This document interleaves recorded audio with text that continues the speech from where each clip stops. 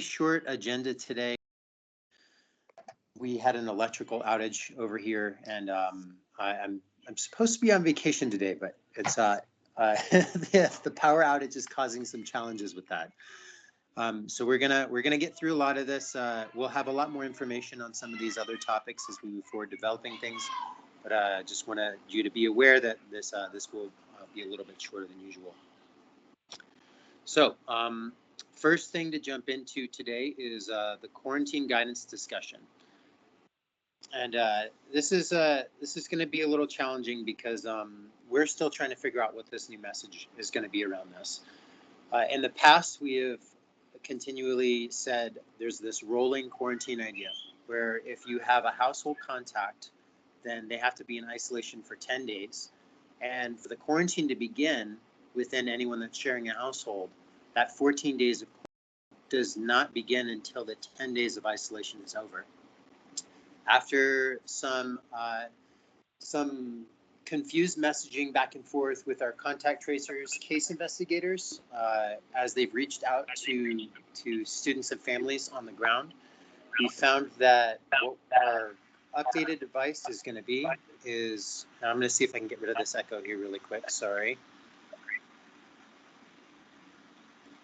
Our updated guidance around this is going to be that the contact tracers, case investigators are going to be the only individuals who will be able to provide the guidance around quarantine for household contacts. And let's get rid of this echo, apologies. So this is really challenging is because it's going to be offered on a case-by-case basis from here on out, right? So we can give the overall general guidance of the rolling quarantine, but each one of the quarantine situations specifically for household contacts is definitely going to be on a case-by-case basis. The feedback loop that we're trying to figure out is how do we ensure that you as school nurses, as reporters, know what that quarantine time is going to be for the individuals who are being put into that quarantine.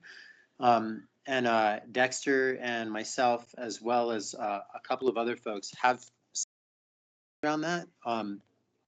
But one of the main things we want to get out of this call right now, today, actually, is to get some feedback from you all. So I want you to kind of park that as we go through the rest of the agenda. And if you have any ideas on how we can possibly work on completing that feedback loop, then we'd like to hear some of those ideas from you. We'll come back to that top topic at the end of the discussion today, because that's going to be one of the most important things we try to get addressed in the next week or so. All right, so organized youth activities. ADHS last week updated their website on organized youth activities, specifically talking about contact sports. We subsequently put out a conference with superintendents, and then last week with all of the athletic directors in the county. The final draft of that memo was just finished yesterday. So Dexter, I think, has that, I think, Dexter, can you do a quick screen share on that memo too? Because there's a few things we want to go over with that. Essentially what we're saying is that sports are okay to start playing as long as you're following the mitigation recommended by AIA, which is pretty stringent overall, right? So there's a lot of social distancing, there's masking that needs to be complied with. And all of that guidance can be found on the AIA website around return to sports. It's on the top left-hand corner. There's two PDF documents up there. One is a full return to sports. The other one is specific mitigation for current seasonal sports. Excuse me. So the document that you're looking at here is the finalized version of the contact sport layered mitigations document. And then we're essentially saying that Pima County Health Department does not recommend participation in contact sports that require close interaction, specifically football and wrestling, until community transmission is minimal.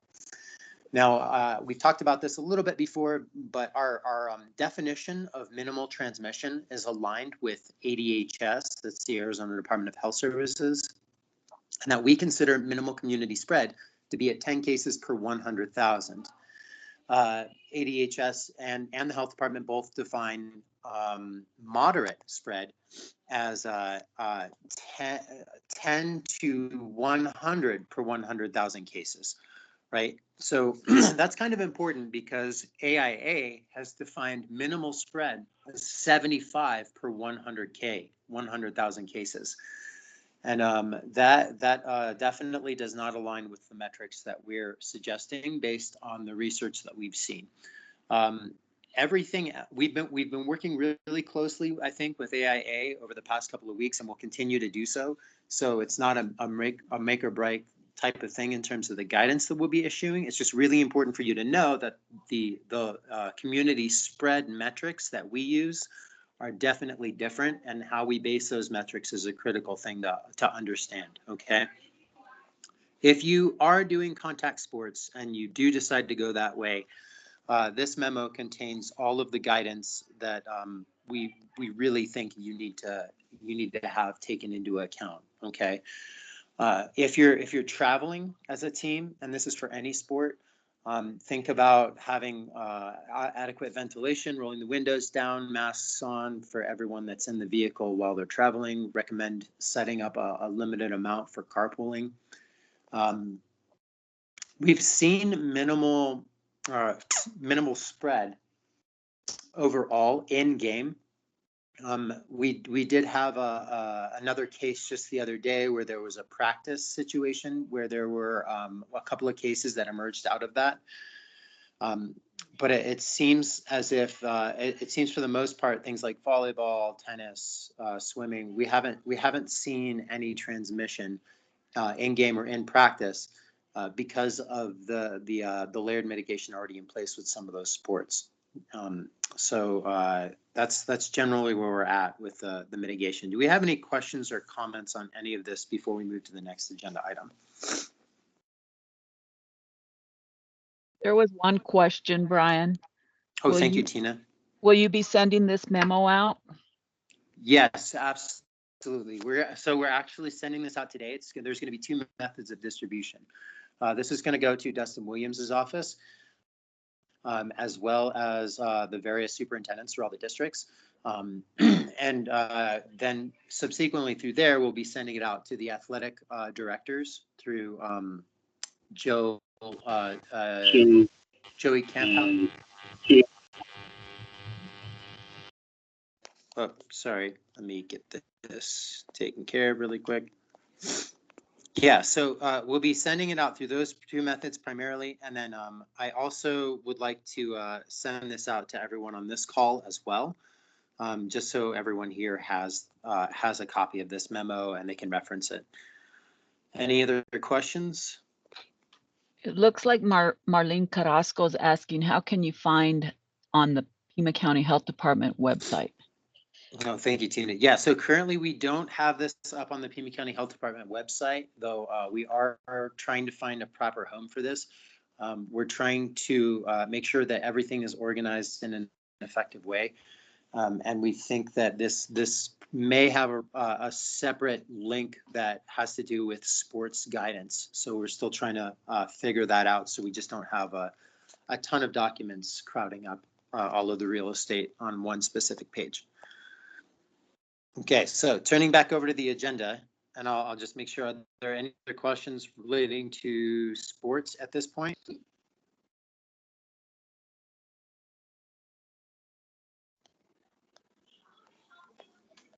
Okay, great. And Dexter, thanks a lot for operating all this. So one of the things that we talk about with the sports football specifically is that we do recommend a testing strategy for the athletes that are participating in that sport as a mitigation practice.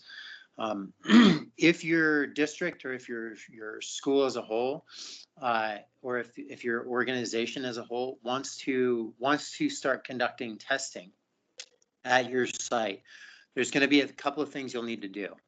One is you'll need to apply for a CLIA waiver, and that's a certified laboratory. I forget what the rest of the acronym is for, and I don't have my laptop, so I can't have it up ready to go.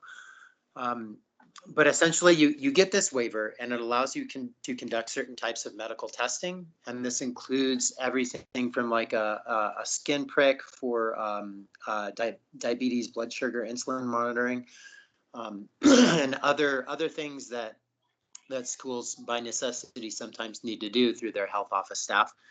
So the CLIA waiver is actually a pretty helpful thing.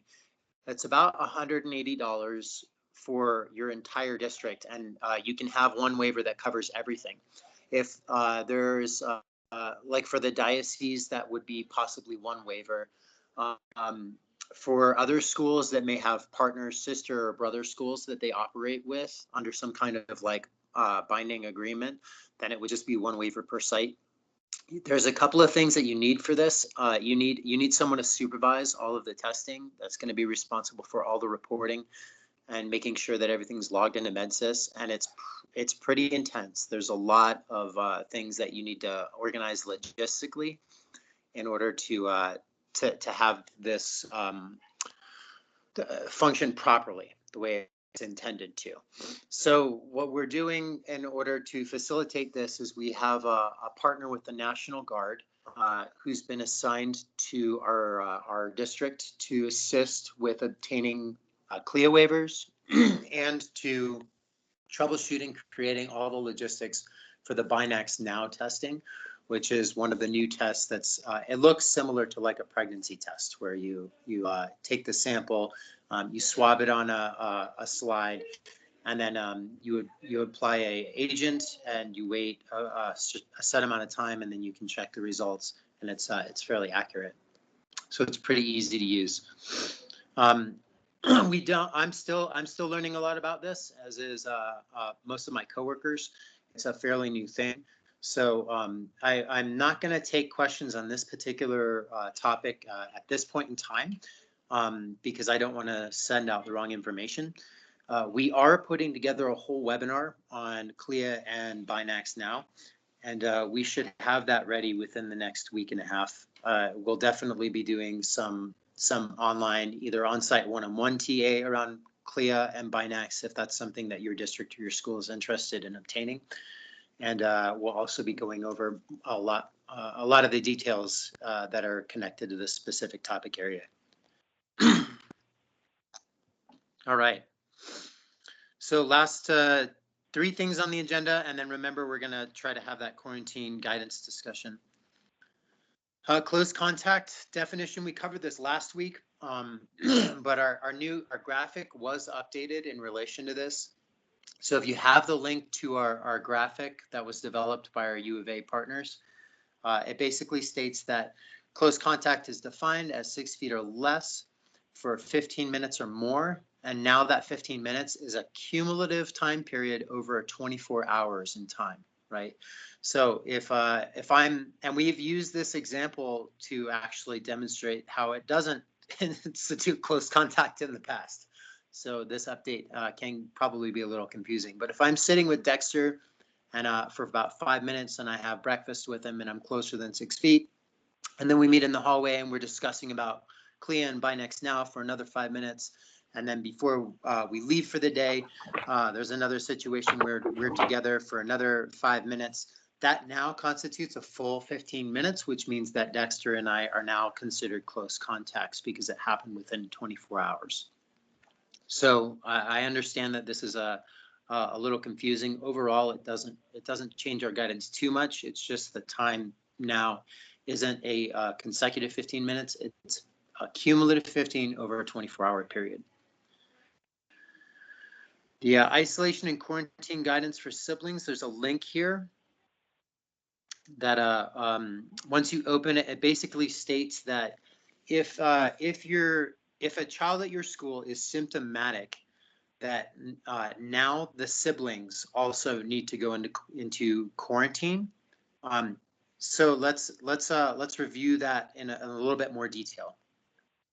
So child A is symptomatic with some COVID-like illness at your site. That child goes into isolation for 10 days. If that child has any siblings, they would be considered household contacts, and those siblings now need to quarantine for 14 days. Now, if the child who was symptomatic took a test and tested negative, then all of the quarantine, all of the isolation is canceled, and everyone can return to school, except for the isolated case, as long as there's a reduction in symptoms or a reduction in fever over 24 hours without the use of fever-reducing medications. If that test is positive, though, for the individual who's COVID symptomatic, that now means that for sure those siblings need to quarantine.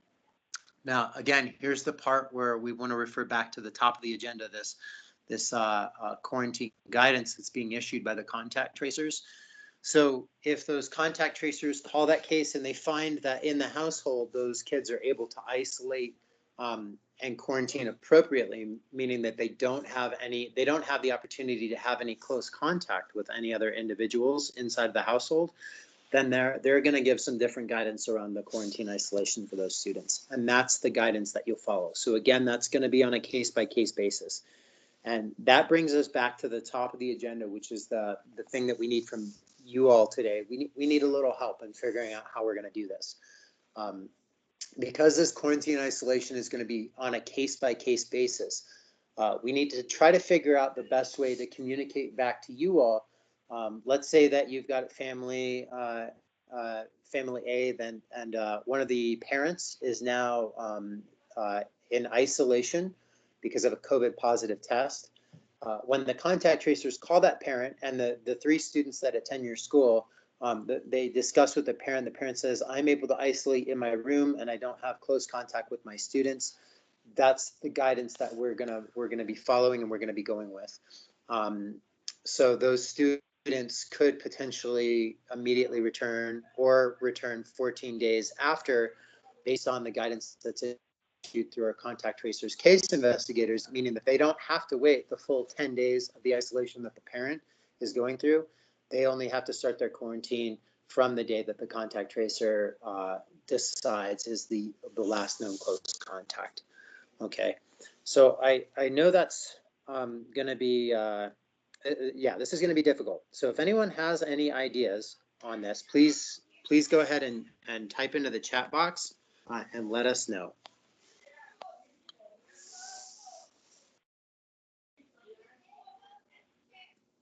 Okay, I see a suggestion from Sherry. Schools can continue the 10+14. If PCHD contact tracers determine otherwise, they can contact the school. So that's a great suggestion. There's currently some legal inability for our contact tracers to actually contact the school, as far as I'm aware. I'm going to go back and double check that. That is something that we, the schools team, because we're, and maybe this requires just a little bit of explanation. So Dexter and Becca and Tina and myself and Penny are all separate from the contact tracing disease investigation team that actually does the calling of the cases and of the close contacts. So we have a little bit of a separate a connection there. There may be a way for us to get feedback from those contact tracers with regards to the close cases. The problem is that there's going to be 4 of us, and just last week we had easily over, there was one day where we had about 64 cases in close contacts. So it could, that could potentially be really challenging. Thank you, Marlene, for the question. If the parent is positive, the school does not report the case. It's only if the student or if staff or faculty is. And Sherry, yeah, I think that is kind of what we were thinking, is that we kind of put it on the parent to contact, and for the parent to contact the school to let them know when the close contact or when the positive test occurred.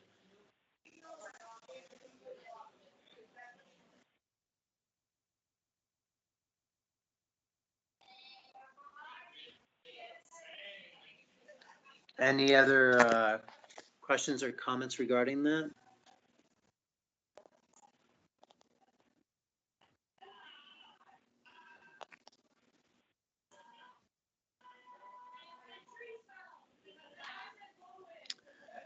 And I am terribly sorry. My phone is at 2% and it's about to die. So Dexter is at this point going to take over. Thank you all for attending today. I apologize for the promptness or the brevity of this, but yeah, Dexter, if you wouldn't mind jumping in and taking over at this point. Sure thing. I see we've got a couple more questions in the chat. Megan had asked, if a parent is symptomatic but not a staff member at the school, do the children or students quarantine? If a parent's symptomatic, then yes, the children would quarantine, especially until you can get a confirmation of a negative test from the parent. If the parent tests negative, then the students would no longer need to be in quarantine because they're not exposed to a COVID case. So they'd be fine to come back into school. Does that make sense there, Megan? It's also a good time to check and make sure I unmuted myself. I did. Good. Perfect. Sherry has asked, can the contact tracer provide verification of the alternate recommendation in that case? So we meet with the contact tracers once a week. And I think it's trying to figure out a way that is kind of quick and efficient at getting this information to you all. It's kind of a lot of steps if we're getting involved in that process too. So I'm not entirely sure what all that is meaning. Yeah. Can the contact tracer provide verification of the alternate recommendation in that case? I mean, I think that they can do that. So the contact tracers give out this form letter that says, here's the recommendations of what you need to do for the next 10, 14, et cetera days. So parents should have that at the end of the contact tracing process.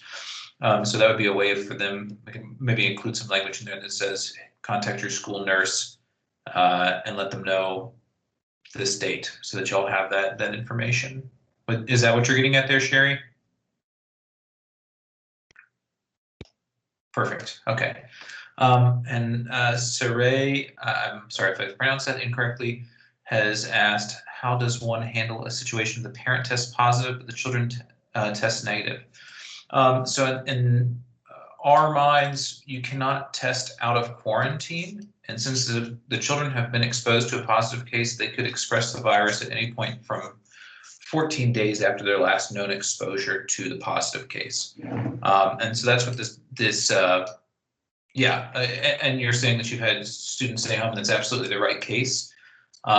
Because if a parent is infectious for those 10 days in isolation after testing positive, we consider the date of the positive test to be the start of that 10-day isolation period.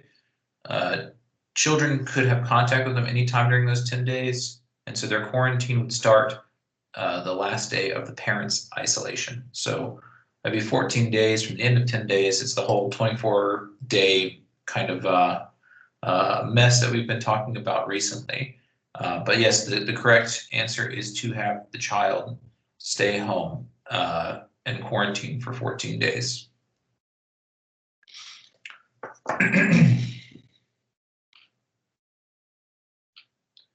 Are there any other questions here? I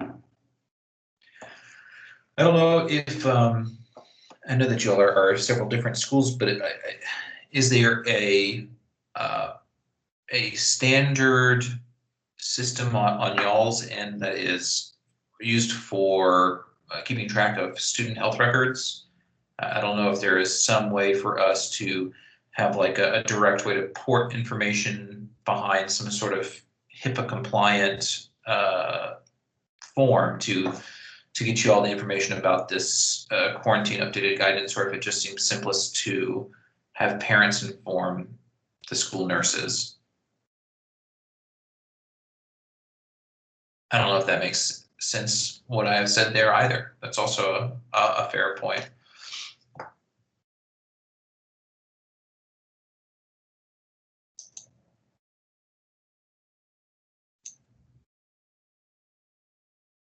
Okay, Sherry lost me on that. So I'm assuming that the school nurses at your facilities have some way to log student health data in a meaningful or in a way that is HIPAA compliant, so that that information isn't getting shared with the world. I don't know if there is some way that we can automate the process where the contact tracers send data to that portal system that would allow us to follow HIPAA and give you all updates on quarantine and isolation, or if it's just easiest to have the parents call in after they get this form letter from our contact tracers.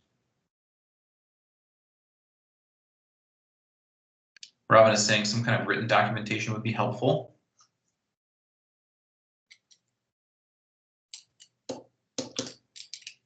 Have parents inform the school and have a number for the school to call and confirm. And I think my computer's also running a little slow, so I'm just seeing these pop in. Number for the school.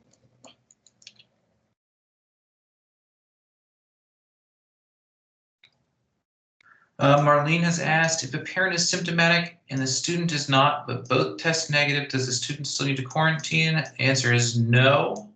If the parent has a negative test, we consider them not a COVID case, and therefore they would not need to quarantine. It's easiest for parents to call and check with the school, sharing documentation and how to track it. Perfect. Yeah, I think that is seeming like the easiest, both to understand and to perform. The solution for this is just trying to get the parents to call in with confirmation, sharing how long their child is supposed to quarantine. And if we have that form letter from the contact tracer, that'd be something they could share along to you. I don't think parents will want PCHD having access to health file at the school. Yeah, I don't think I was going for a way for us to have health info, more as a way for us to send you data. Just kind of a one-way thing, and then you'll have you all sorted out on your end. But it does really sound like just putting the onus on the parents to call in is going to be the easiest method to do this.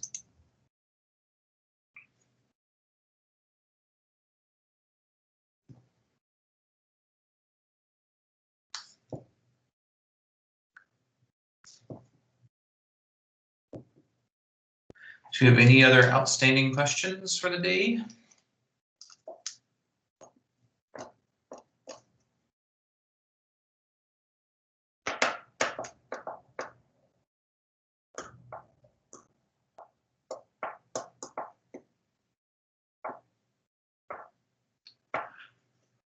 Alrighty, then I think let's call a little early today. I know that it was a shorter agenda, but I want to give everyone a little chance to enjoy some of this cool weather for the first time in ages. And I hope you all are doing well. Again, feel free to reach out to us. Give us a call at the schools line or email eoceducation@pima.gov. We can kind of sort out any other additional questions. But thanks you all for tuning in today, and we will see you next week.